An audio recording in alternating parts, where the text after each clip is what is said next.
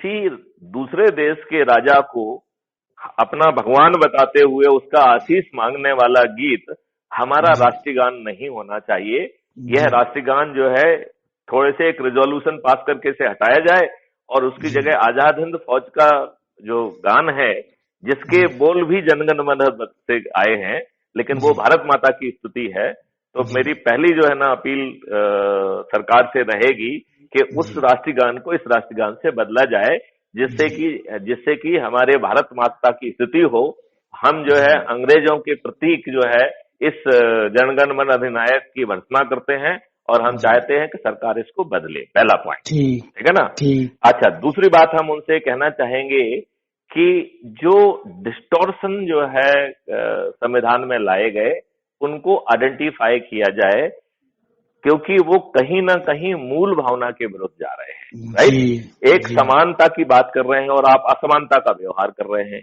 जी और ये कानून में और संविधान में ये गड़बड़ियां जानते क्यों हुई, मैं आपको उसके उसके बैकग्राउंड में आपको लेके जाता हूँ जरा, तो आपको जी उसको उसको आप गहराई से समझ पाएंगे, ठीक है ना। जी जी एक्चुअली में क्या हुआ कि जिन्ना एंड पार्टी ने मिलके एक दबाव बनाया और उन्होंने पाकिस्तान की मांग की। राइट, जी अब दुर्भाग्य से जो पाकिस्तान की मांग करने वाले हैं उनमें से 90% वो भारत में रह गए।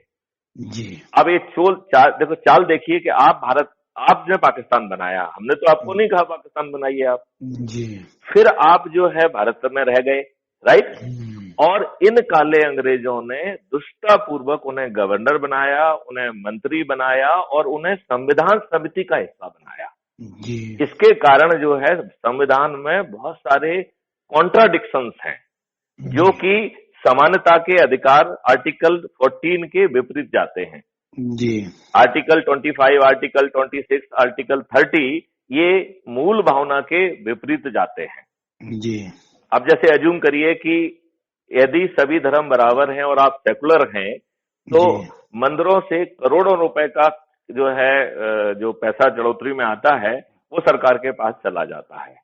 जी तो ये संभव होना चाहिए ना, सभी धर्मों के साथ एक जैसा होना चाहिए। एकदम सही है। इसका विपरीत आप क्या कर रहे हैं, वक्फ एक्ट बना दिया 95 में जी कांग्रेस ने। राइट, जी और जी मनमोहन सिंह जी ने जब वो प्रधानमंत्री थे 2013 में, उन्होंने दुष्टापूर्वक उसमें इतने घृणित जो है प्रावधान रख दिए हैं कि जी आप इनक्रोचर हो जाएंगे। आप सरकार की तरफ से जो ना उनको पूरे मैनेजर देंगे जो कि डिप्टी सेक्रेटरी रैंक के होंगे और वो सरकार के खर्चे पे होंगे। तो जी ये अच्छा, इसके बाद इन्होंने एक सच्चर कमीशन बना दिया। सच्चर कमीशन की रिपोर्ट ना पार्लियामेंट में रखी गई, ना जो है ना प्रेसिडेंट के पास रखी गई है, और बाला एक माइनॉरिटी कमीशन बना दिया गया।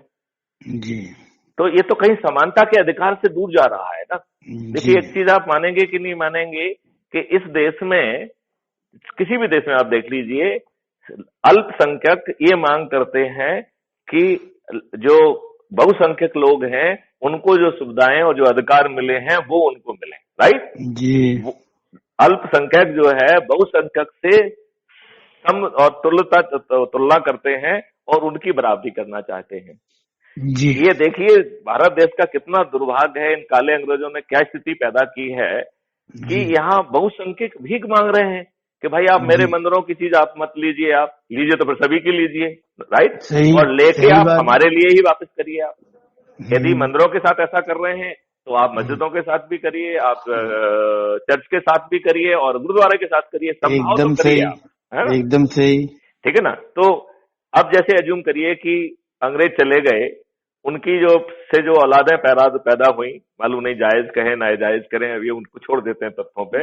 ऐसा जी कुल मिला के अभी कुछ आकलन किया गया तो मुझे बताया गया कि 216 ऐसे कुल लोग हैं जिनको एंग्लो इंडियन कहा जाता है। राइट, जी आर्टिकल 333 के तहत दो जो है मेंबर ऑफ पार्लियामेंट जो है वो लोकसभा में है और एक एक जो है सभी जो है राज्यों में भी है। राइट, जी तो ये किसको रिप्रेजेंट कर रहे हैं, इनको क्यों प्रतिनिधित्व मिलना चाहिए, गलत है। तो ये हटना चाहिए। तो जी ऐसे संविधान में वो धीरे धीरे हम छोटी छोटी चीजें आइडेंटिफाई करके हमने टीम लगाई हुई है जो इन मुद्दों को आइडेंटिफाई कर रही है, वो जी वो करने का है। अब देन जो है अंग्रेजों ने जो आपका दमन करने के लिए, आपको अपमानित करने के लिए, आपको शोषित करने के लिए जो कानून बनाए हैं, उन जी कानूनों को जो है ठीक किया जाए। और यदि जो गन्ने पेरने की मशीन को वेलफेयर की आटा पीसने की चक्की में कन्वर्ट करने के लिए जो मशक्कत करना चाहिए थी, जो अब तक नहीं की गई है, वो जी किया जाए। और आपकी जो मशीनरी है वो लॉर्ड ना बने, वो मशीनरी जो है ना सेवक बने। अभी आपके नेता जो है अपने आप को कहने को जन सेवक कहते हैं, लेकिन वो अपने आप को एज ए शासक जो है ना पेश करते हैं। जी तो वो जो है ना सिर्फ मुंह चलाने के लिए जन सेवक हैं, जी अदरवाइज तो वो शासक हैं और उनमें वही गुरूर है। जी आपने ऐसा क्या कर दिया है कि आपको हर किसी को सिक्योरिटी चाहिए?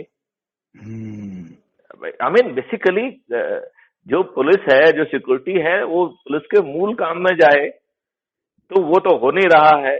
तो जी संविधान और नियमों में जो ऐसी चीज है, वो इसमें बहुत सारे जो है लॉयर्स और हम लोगों से जुड़े हुए हैं, उनको ये काम सौंपा गया है कि वो कानून के वो चीजें निकाले और धीरे धीरे एक एक कानून लिया जाए।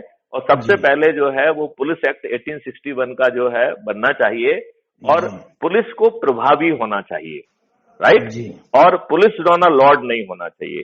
जी यदि अज्यूम करिए कि हम आपको 151 में बंद करते हैं, तो सामने वाले के सामने ये हालात होना चाहिए कि आपने 151 में क्यों बंद किया।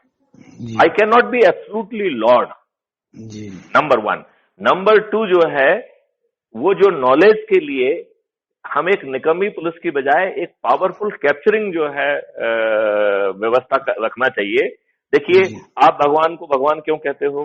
क्योंकि वो सर्वज्ञानी है, राइट, जी जिसको ओमनी सेंट कहते हैं, ओमनी पोटेंट कहते हैं, राइट। जी तो सर्वज्ञाता जो होता है वही भगवान तुल्य होता है। तो जी सरकार को भगवान तुल्य होना चाहिए, उनकी सरकार भगवान को रिप्रेजेंट करती है, देखा जाए तो, ठीक एकदम है ना, ठीक है पब्लिक ठीक के है लिए। तो जी उसके पास जो है प्राइवेसी जैसी चीज, वो विदेशों को विदेशों की बात करने दीजिए, हमें प्राइवेसी को गारंटी करना चाहिए। Privacy can not be a tool to commit crime.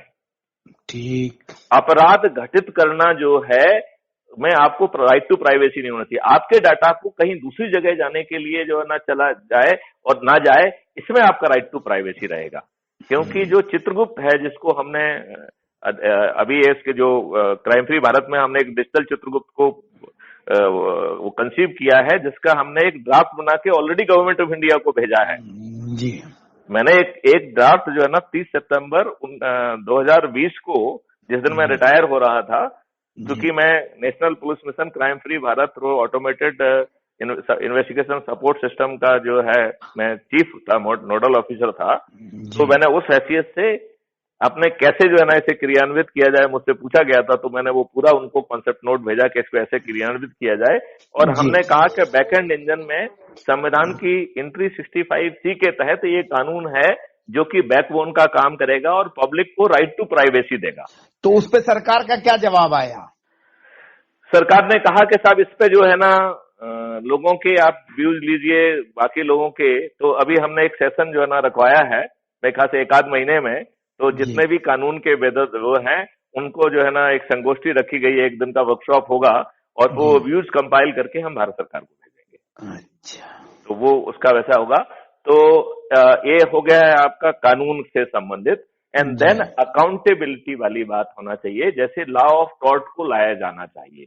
जी तो हमारी मशीनरी सक्षम हो। अभी बहुत सारे क्षेत्र में पुलिस की हिम्मत नहीं है कि वो वहां घुस जाए। तो जो भी जगह जहां पे कि गड़बड़ी लोग जा रहे हैं, गड़बड़ी करने वाले लोगों की पैठ है, वहां चारों तरफ जो है पब्लिक के जो है डोमेन में सीसीटीवी और आईओटी डिवाइस लगना चाहिए। और वो कंटेंट रियल टाइम बेसिस में जाके वर्चुअल क्लाउड में चला जाएगा, which will be under the national authority for scientific and technical assistance in investigation and detection of crime.